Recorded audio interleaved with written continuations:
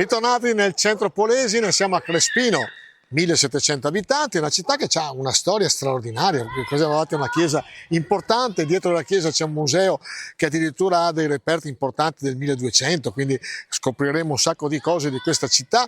Qua in particolare siamo nella piazza Fetonte e scopriremo anche il mito di Fetonte e perché proprio qua a Crespino si celebra. Andiamo. Angelo Malaspina, sindaco di Crespino. 1700 abitanti, sì.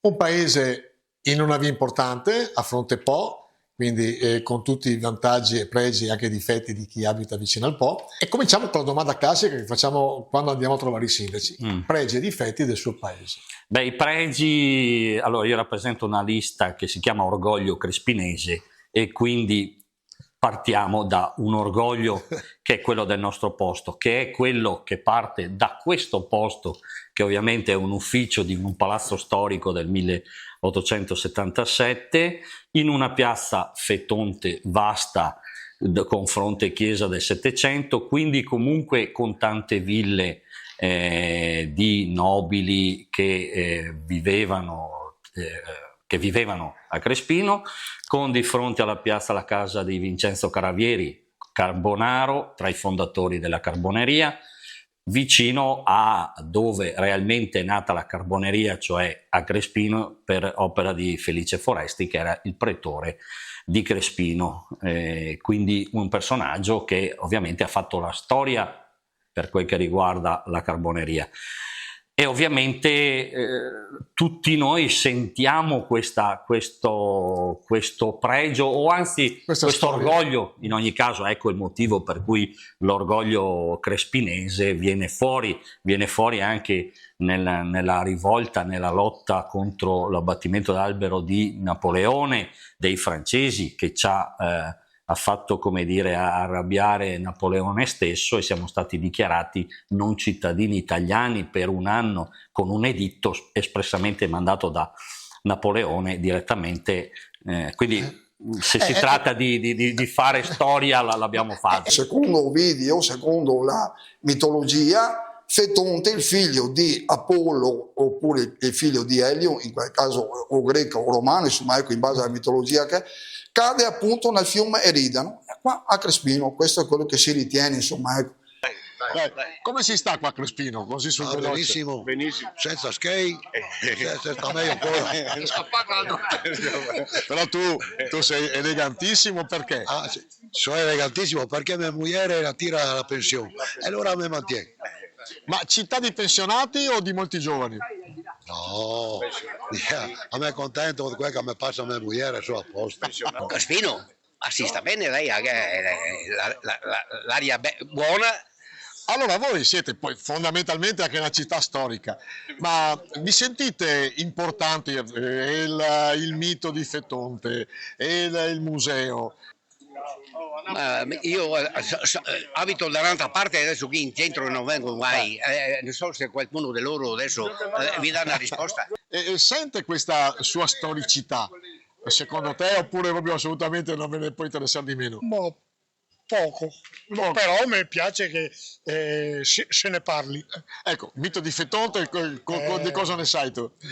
Poco. No, non so niente. È un paese tra i più vasti, nonostante la popolazione è passata, ma qui i motivi sono abbastanza scrivibili alla alluvione del 51 e alla successiva industrializzazione che ha portato parecchi abitanti del posto a trasferirsi a Milano, o a Milano, Torino, Bolzano, e quindi uno dei motivi per cui il paese può essere, come dire, non spopolato, ma non ha avuto un decollo industriale, è stato anche perché evidentemente le forze del periodo maggiori sono emigrate.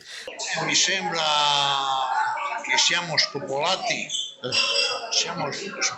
in modo, ci sono tanti extracomunitari, non perché sia, come si dice, razzista, però vedo un cambiamento così che il paese sta morendo. A Crespino si sta bene? Sì, stiamo bene. Buona salute.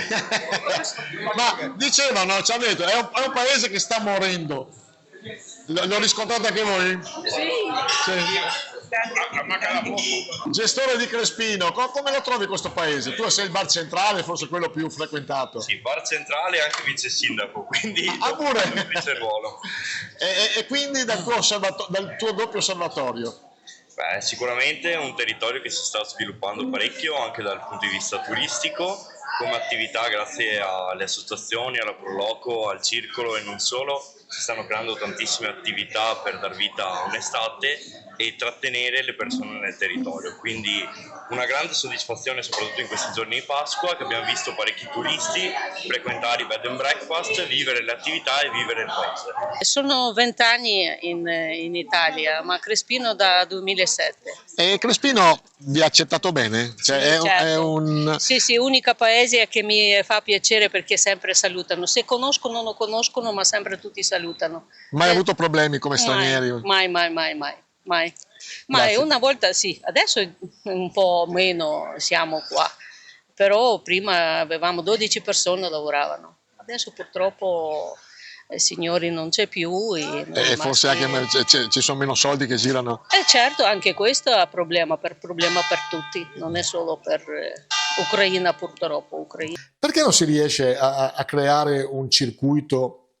Perché poi l'interesse per esempio del turismo fluviale c'è nel nord Europa, però Sì.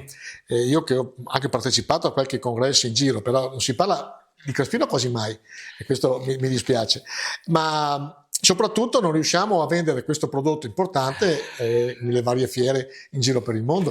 Voglio dire, riuscire a vendere qualcosa è fatto anche di raccogliere del materiale o creare e costruire il proprio prodotto in maniera adeguata.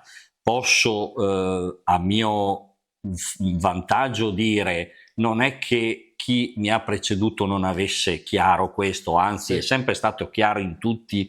Il problema è che magari ce lo tenevamo un po' più chiuso. L'idea di far vedere la sala consigliare come la vedremo dopo, l'ufficio del sindaco, l'archivio storico che raccoglie veramente delle cose preziose, è come dire un blocco che stiamo costruendo per poi eventualmente esportarlo molto semplicemente, e qui mi lego al discorso quali sono i difetti, proprio perché il problema è sempre quello: meno nascite, più anzianità della popolazione, e di conseguenza ci si ritrova ad avere poche risorse e via così, insomma. E quindi riuscire ad andare a dire oggi tolgo dal bilancio tot mila euro per poter fare una promozione in una fiera del mio paese è di difficile spiegazione, magari invece di coprire le buche o di tagliare l'erba, quelle cose che sono nell'animo delle persone e che sono subito visibili. Voi fate attività, soprattutto ci spiegava, per la fiera naturalmente, ma anche per portare gli anziani in piazza sì. Con attività importanti.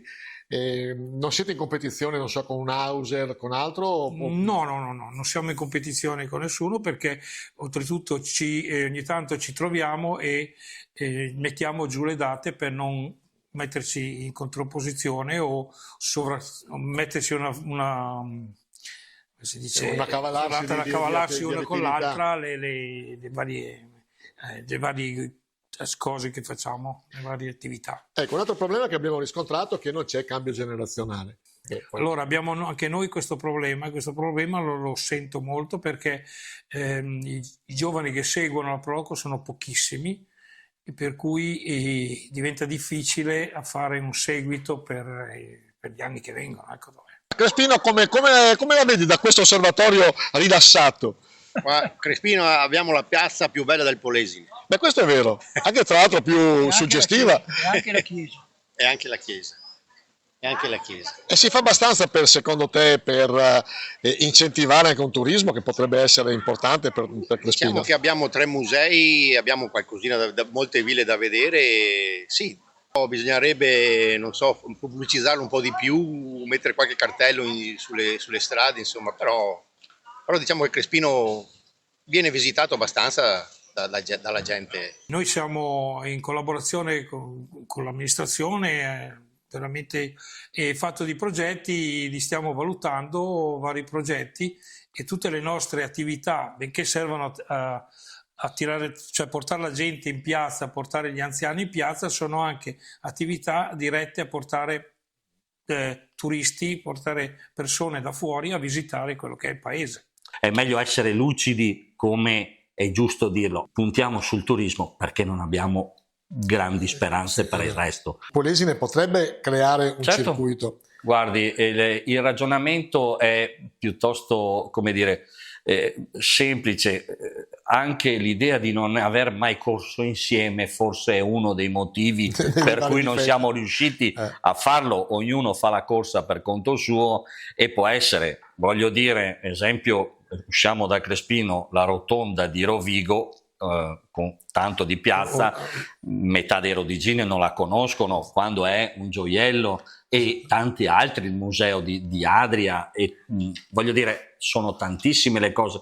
Riuscire a fare un circuito parte dall'idea che bisognerebbe che qualcuno più in alto ci credesse veramente. La regione solo ultimamente, grazie ai nostri assessori, sta scoprendo il Polesine. Non possiamo non raccontarcelo. Qui ci sono delle opere interessanti, vedremo dei quadri importanti, non solo quadri, ma vedremo anche delle sculture lignee interessanti e anche di scultori importanti.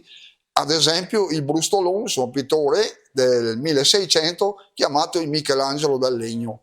In Polesine abbiamo l'unica scultura lignea che abbiamo, ce l'abbiamo noi. Nel 1600 che importanza aveva Crespino? Crespino era un paese importante, un paese che, essendo ai confini con lo Stato della Serenissima Repubblica di Venezia, Crespino, essendo sempre stato sotto lo Stato Pontificio, estensi e poi ritorna allo Stato Pontificio nel 1598, tanto è vero che in questo palazzo passerà anche Papa Clemente VIII e sarà ospite in questo palazzo, perciò capite l'importanza di questo palazzo dei Bevilacqua. Abbiamo sculture dal 1600, ma ne abbiamo anche antecedenti al 1600. Abbiamo una Madonna con bambino dal 1200. Crespino rimane sotto la diocesi di Ravenna fino al 1818. Arriva Napoleone, siamo nel 1796, arriva qua nei nostri territori, però i crespinesi il 20 ottobre del 1805 insorgono contro Napoleone. Uno dei motivi più importanti era il fatto che arruolava molti giovani nel suo esercito. Questo è stato uno dei, oltre che a raddoppiare le tasse, insomma, ecco, però il motivo proprio più importante, portava via praticamente le braccia a destra dalle famiglie. Capite che in questo territorio le famiglie avevano bisogno di giovani, ecco, c'era tanto bisogno di manodopera, si lavorava nelle campagne, insomma, ecco, l'agricoltura era il modo per sopravvivere, ecco, in questi territori, oltre che il PON che dava anche fonte di vita.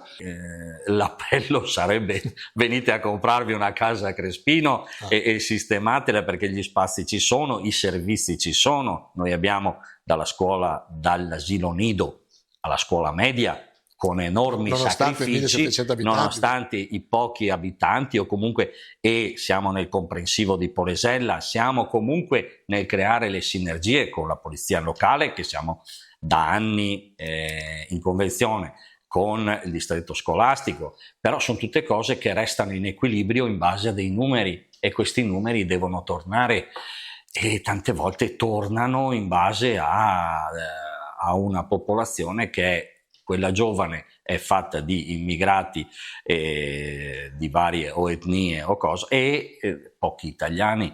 Ma questo non è un discorso, voglio dire, come dire, razziale, questo è la realtà, è un perché dato oggettivo. è un dato oggettivo, insomma, è così, e noi non è che ne soffriamo, perché chi si è stabilito qua nel bene e nel male le regole le rispetta, proprio in ragione del fatto che ci vive. Io sono nata qua, genitori da qua, e vivo tuttora qua. Però non c'è l'accento crespinese. Perché ho vissuto per la studi a Verona. E perché è ritornata? Sono ritornata dopo gli studi perché avevo i genitori qua. Quindi è stata una scelta certo. Ponderata e pure contenta. Perché mi piace il paese. E secondo lei cosa si potrebbe fare per migliorarlo? Perché onestamente è un paese che sta invecchiando molto. Sì, Purtroppo sì, stiamo perdendo noi giovani, devo dire la verità, abbiamo ancora l'auto e ci possiamo muovere, però va a scapito delle persone anziane, per cui hanno difficoltà a dover avere i servizi che sarebbero importanti e fondamentali, il minimo dei servizi, dico la verità. Già tuttora a ora di giugno andrà via anche la banca, quindi siamo praticamente senza più un servizio principale, al di là di questo. Ecco. Milanesi, tra l'altro siete in 3 praticamente. Sì. Siamo in 4, non è a casa. Pure. Allora, voi avete la casa dove? Al borgo di Papozze. Ma per turismo oppure... No, era la casa di mio nonno e mia mamma l'ha ereditata, quindi... E quando venite qua cosa vi sembra? Relax. Giusto per... Allora, il termine giusto è relax. Voi abitate a Milano. Sì. Troppo relax o giusto relax? Un po' troppo, però vabbè, quello dipende da persona a persona. Una volta era meglio che c'era un po' più di vita, però purtroppo... Ma un milanese cosa potrebbe consigliare a una città come Crespino per venire fuori da questo impasse, di questo immobilismo? Secondo me il problema sono le persone di paese, non è tanto il paese in se stesso. Cioè tu dici, sono le persone che fanno la differenza. Straniero, non vogliono fare le cose nuove, non vogliono andare avanti, vogliono rimanere come era prima, però quello che c'era prima non c'è più, insomma. Fra 10 anni come vede Crespino? Fra 10 anni la vedo, sono un sognatore, la vedo frequentata da italiani e da stranieri che ci sono già.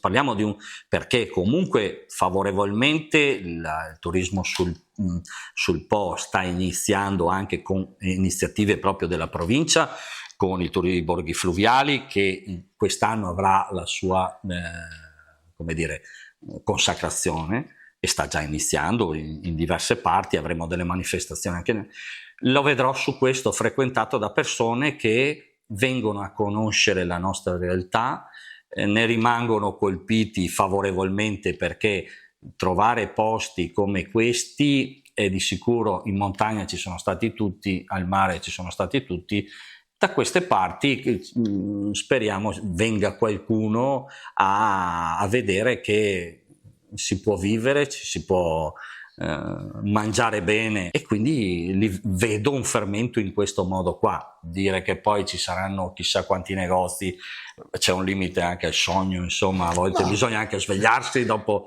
una notte di sogni, però, scopriremo solo vivendo. Esattamente. Speriamo sia così, insomma. Grazie Sindaco. Prego. Grazie. Puntata finita, anche Crespino ci ha riservato un sacco di sorprese, storie importanti, miti importanti come il mito di Fetonte, che è una delle cose che più caratterizza questo paese. Da questa piazza straordinaria, da Leandro Maggi è tutto, ci vediamo la settimana prossima in un altro bellissimo paese della nostra amata, molto spesso dimenticata e molto spesso non considerata provincia di Rovigo. Ciao ciao!